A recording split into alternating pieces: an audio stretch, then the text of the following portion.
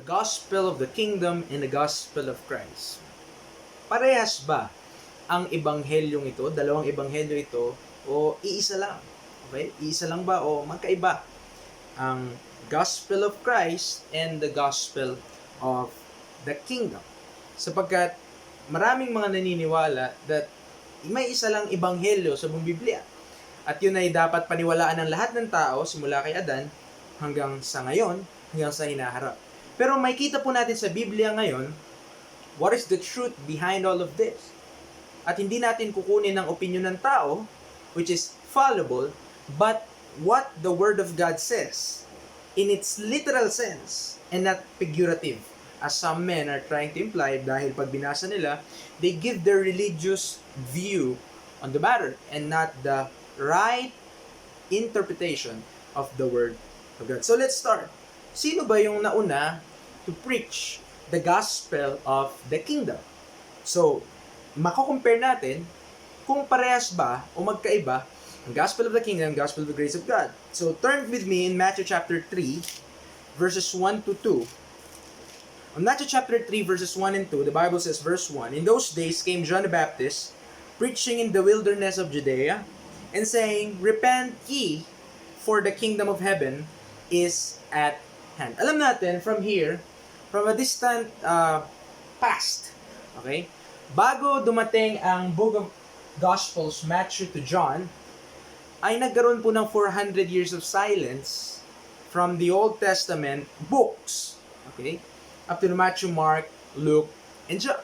Nagkaroon ng 400 years of silence. Then, somebody break the silence, namely, John the Baptist. And he's preaching what? And saying, Repent ye, for the kingdom of heaven is at hand. Yun po yung kanyang pinapangaral.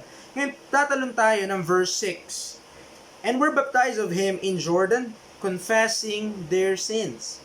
But when he saw many of the Pharisees and Sadducees come to his baptism, he said unto them, O generation of vipers, who hath warned you to flee from the wrath to come?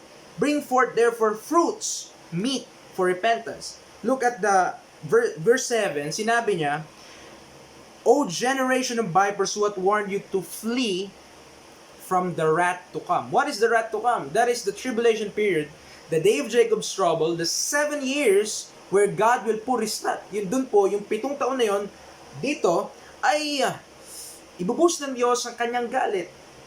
Especially sa Israel, to purge the rebels out, yung mga rebelde tatanggalin para maging puro, because the purpose of God for Israel ay maging kingdom o priest. Now, dito sa Matthew 3, nakita natin nangangaral si John the Baptist in verse 11, "And I indeed baptize you with water unto repentance."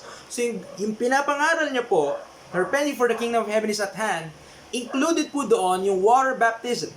Sabi niya, "I indeed baptize you with water unto repentance, but he that cometh after me is mightier than I, whose shoes I am not worthy to bear. He shall baptize you with the Holy Ghost and with fire." The point there is, I indeed baptize you with water unto repentance. So to prove that this is the gospel of the kingdom, meron po tayo sa Matthew chapter 4, there's somebody again who is preaching the same message at pinaliwanag kung ano ba yung tawag dito sa pinapangaral nila. Matthew chapter 4 verse 17, "From that time, Jesus." So Jesus Christ now began to preach and to say, "Repent, for the kingdom of heaven is at hand." Now turn with me in verse 23, "And Jesus went about all Galilee, teaching in their synagogues and preaching the gospel of the kingdom, and healing all manner of sickness and all manner of disease among the people."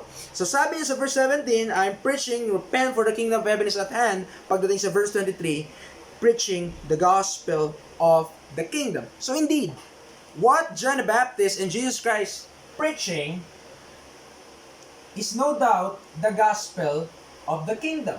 Repent, for the kingdom of heaven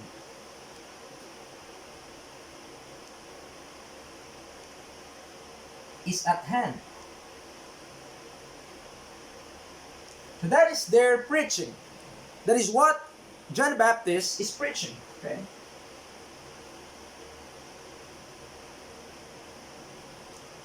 Yung baptist po sa kanyang pangalan ay hindi po apelido.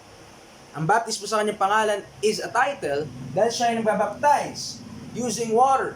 Okay? So John the Baptist is preaching this, and also Jesus Christ.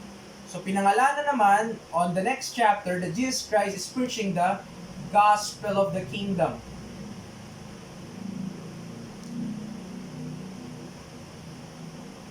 But if you will look closely on those verses, titignan po natin maigi po yun, makita po natin sa verse 23 that this gospel is not only repent for the kingdom of heaven is at hand, pero may kasama, and healing all manner of sickness and all manner of disease among the people. Pinapagaling po ng Panginoong Yesus lahat ng uri ng sakit. Kaya naman, kahit yung leprous, kahit yung pilay, kahit anong meron silang infirmities at deformities sa kanilang katawan, pinapagaling niya po. Why? Because the same purpose in the Old Testament why Israel is called to be a kingdom of priests, para po maging kaharian ng mga saserdote. That is the purpose. At ang requirement po para sa mga priests, they must have no physical deformities. And almost perfect ang kanilang stature and their face and their look. Okay? Kasi yun yung requirement po sa mga saserdote. Now, the kingdom of Israel is expected to be and soon to be kingdom of priests. Kaya nung pagdating ng Panginoon Jesus, He is healing all manner of sickness and disease among the people. Why? Because they are to become a kingdom of priests. Simple so far. Now, hindi lang po sila ang nangangaral. Ang Panginoong Jesus po ay nagkaroon ng mga disipulo, and these disciples are preaching the same message. Matthew chapter 10. Turn with me, Matthew chapter 10, verse 5 to 8, verse 5. These 12 Jesus sent forth, namely sila si Simon Peter, Bartholomew, those 12. These 12 Jesus sent forth and commanded them, saying, Go not into the way of the Gentiles, and into any city of the Samaritans enter ye not, but go rather to the lost sheep of the house of Israel. And as ye go, preach, saying, The kingdom of heaven is at hand. That's verse 8, heal the sick, cleanse the lepers, raise the dead, cast out devils, freely ye have received, freely give. So meron naman tayong another thing to add sa gospel of the kingdom. So sinabi po dito sa verse 6, don't go rather to the lost sheep. Saan na lang sila pupunta? Go to the lost sheep of the house. So napakasimple po, ano? Saan sila pupunta? To the lost sheep of the house of Israel. At yun po yung kanilang papagalingin, hindi lamang kung sino-sino. Okay? Hindi po Gentiles ang pinagaling ng Panginoong Yesus when He come here on this earth. Merong instance na, merong dalawa, if I'm not mistaken, instances where Christ, si Kristo po, pinagaling yung Gentiles. But yung dalawa na yon is special cases. First, paano sila napagaling? They acknowledge in themselves that they are not worthy to receive those things dahil hindi sila anak. They are not children. They are not part of children of Israel. At kinonsider pa nga ng babae, Syrophoenician woman, that she is a dog. And when she considered that, she admitted that she is a dog, a gentle dog, then Jesus Christ healed her daughter. So there must be an admittance in the part of the Gentiles nung panahon po na ito. Because the middle wall of partition is still erected. Ang ibig sabihin middle wall partition, God is giving provision and special treatment to Israel. Pero if they will obey, of course, blessing. But if they will disobey, there is a consequence on what they are doing. Kaya naman, pag pumunta po tayo sa so-called Great Commission, Mark chapter 16, verse 15 to 16, 15 to 18.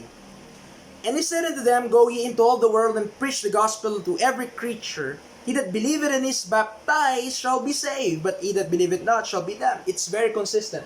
Okay, John the Baptist, Jesus Christ, 12 apostles. Okay? Baptism is important. It's part of the gospel. It's part of the gospel of the kingdom. And this sign shall follow them that believe in my name, shall they cast out devils, and they shall speak with new tongues. They shall take up serpents, and if they drink any deadly thing, it shall not hurt them. They shall lay hands on the sick, and they shall recover. The point here is they are preaching the same gospel from Matthew chapter 3.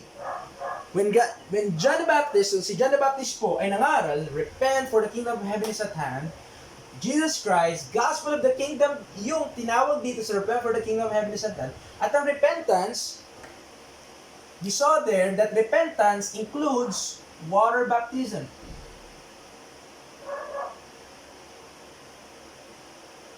That is why on the so-called, nung tinawag yung Great Commission, that same message includes water baptism.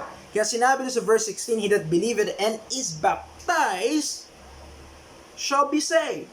But he that believeth not shall be damned, and this thing shall follow. Verse 18, they shall take up serpents, they will drink any deadly thing, it shall not hurt them. They shall lay hands on the sick, and they shall recover. Kaya what do we expect on the book of Acts? What message will they preach? Anong mensahe pong kanilang papangaral? Walang iba, kundi gospel of the kingdom. Acts chapter 2 verse 38. Laging kino-quote ng marami mga simbahan to prove that water baptism can save somebody today. Verse 38. Then Peter said unto them, repent and be baptized, every one of you, in the name of Jesus Christ for the remission of sins, and ye shall receive the gift of the Holy Ghost. Ngayon, meron naman tayong idadagdag na elements sa gospel of the kingdom. When the 12 apostles here, on the other side, because the book of Acts is after the cross, natapos na po, si Kristo na pa na, namatay na siya at nilibing, and these apostles ay nakatanggap na ng baptism with the Holy Ghost. Okay? Yung banal na spirito ay bautismo na sila ng banal na spirito. They spake with new tongues. Okay? At the day of Pentecost. Now, meron namang nakalagay doon na napaka-importante. Sabi ni Peter, repent. But the next recipe, or if you say that, name of Christ. At napaka-importante po yun. Sabi niya, repent and be baptized every one of you in the name of Jesus Christ. In the name of Jesus Christ. In the gospel of the kingdom, there is an emphasis on the name of Christ. Meron pong emphasis, meron pong diin pagdating sa pangalan ng Panginoong Yesus. Titigan natin ang John 1:12. John 1:12. A famous verse. But as many as received him, to them gave he power to become the sons of God, even to them that believe on his what? Name. John 20:31. John chapter 20 verse 31. John chapter 20 verse 31, the Bible says, but these are written that ye might believe that Jesus is the Christ, the Son of God, and that believing ye might have life through his name. Next, 1 John 5:13, the same author, or same writer, 1 John chapter 5, verse 13. The Bible says, these things have I written unto you that believe on the name of the Son of God, that ye may know that ye have eternal life, and that ye might believe on the name of the Son of God. That's why in Acts 4:12, ito po ang nakalagay. And also a famous verse quoted many times by many teachers and preachers of the Bible. Acts 4:12, at ang sinasabi po ay ito, neither is there salvation in any other, for there is none other name under heaven given among men whereby we must be saved. But we must note, okay, though kasama sa gospel of the kingdom yung name of Christ, and the 12 apostles preaching it, misunderstand that, the 12 apostles preaching it, Jesus Christ preaching it, and John the Baptist preached it before he died. Of course, siya ay pinugutan ng ulo. Ang gospel of the kingdom po, hindi po included doon yung death, burial, and resurrection of Christ as means for justification of sin. Ibig sabihin, para mapawalang sala ang isang tao kapag naniwala ka doon sa kanyang ginawa. What is the nature first of the gospel of Christ? Ano ba yung gospel of Christ? Anong pinagkaiba nila? Magkaparehas ba yun? Tingnan natin, Galatians 1 verses 11 to 12. Because in Galatians 1:11 to 12, the Apostle Paul is clear kung paano niya pong natanggap ang gospel of Christ. Verse 11, "But I certify you, brethren, that the gospel which was preached of me is not after men. For I neither received it of man, neither was I taught it, but by the revelation of Christ." That must be clear. Hindi niya po natanggap by Peter, by Andrew, by James, by John the Baptist, but by the revelation. Ibig sabihin, ang Panginoong Hesus mismo ang nagbigay po sa kanya ng ebanghelyong ito at hindi po kung sino-sino lang. By revelation, chapter 2, verse 2, "And I went up by revelation and communicated unto them that gospel." That word there, communicated, is very important. Napaka-importante po nun. Bakit?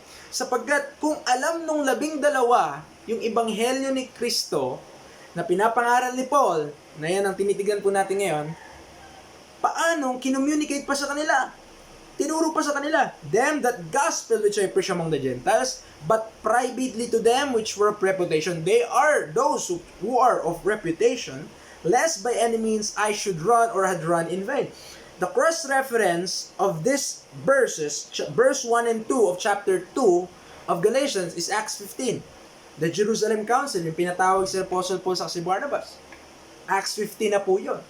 And kung pagbamasan natin, nag-preach na si Peter sa Acts 2, sa Acts 4. Si Stephen sa Acts 7. Ang Acts 15 ay far malayo-layo na. Nasa kalagitnaan ng Book of Acts. Pero dito palang kinommunicate ni Paul yung ebanghelyo na kanyang pinapangaral. Okay? Sa mga apostol. 12 apostle. Because if we will believe our Bible, the 12 apostles is not preaching the gospel of Christ. They are preaching the gospel of the kingdom. Now, turn with me on Romans 1:16. Ito po ang nakasulat, "For I am not ashamed of the gospel of Christ, for it is the power of God unto salvation to everyone that believeth, to the Jew first and also to the Greek." It is the power of God. Kapangyarihan ng Diyos sa ikaliligtas. Now, turn with me in 1 Corinthians 15. Ano ba yung ebanghelyo na to? Ano yung included sa ebanghelyo po na ito? 1 Corinthians 15, 1-4, verse 1, "Moreover, brethren, I declare unto you the gospel which I preach unto you."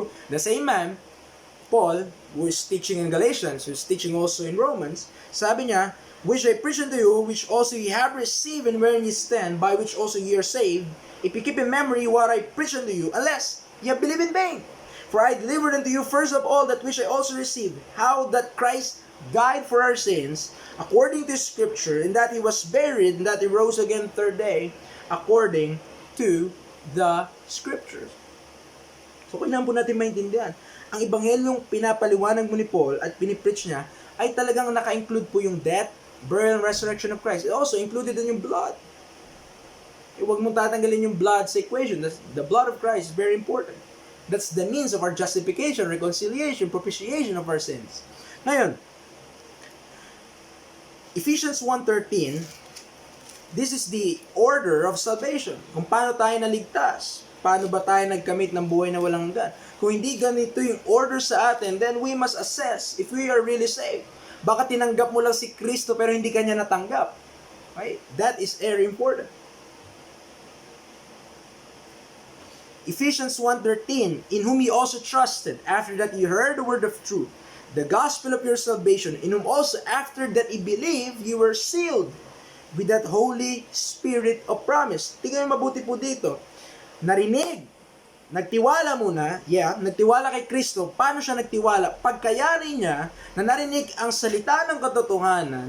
Ano yung salita ng katotohanan? Ang ebanghelyo ng kanyang kaligtasan, na kung saan tayo naniwala kay Kristo Jesus, in whom also after that ye believe, ye were what? Sealed with that Holy Spirit of promise. Saan po ba yon? Dito yon. Alright? This is the death, the burial, and resurrection of Christ. Ito yung pinapangaral ni Apostle Paul here. Kung kanyang sinisigaw, death, burial, and resurrection. Pinapangaral po ni Apostle Paul yung death, burial, and resurrection of Christ, which is here. Pero itong sila Peter, na after the cross, sa Book of Acts, early Acts, ay pinapangaral pa rin ito. Gospel of the Kingdom. Bakit nangyari yun? Bakit magkaiba sila ng pinapangaral? And it is due to the change in God's dealing and in God's program.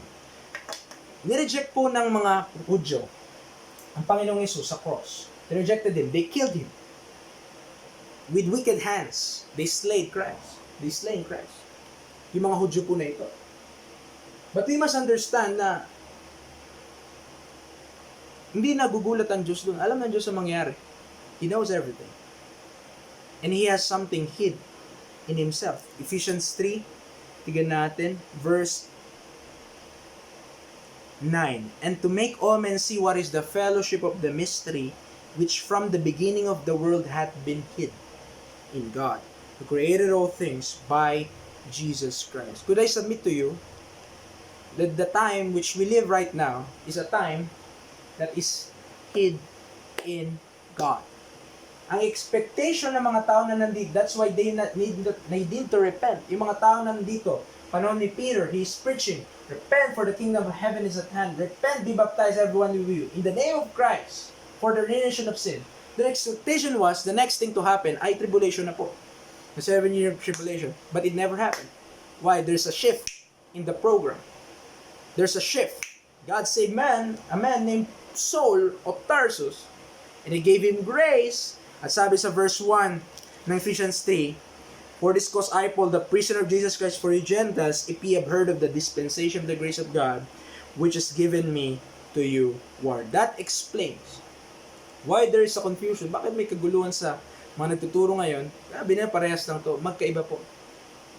But we must always understand, yung dalawang ebanghelyo po na ito, magkaiba.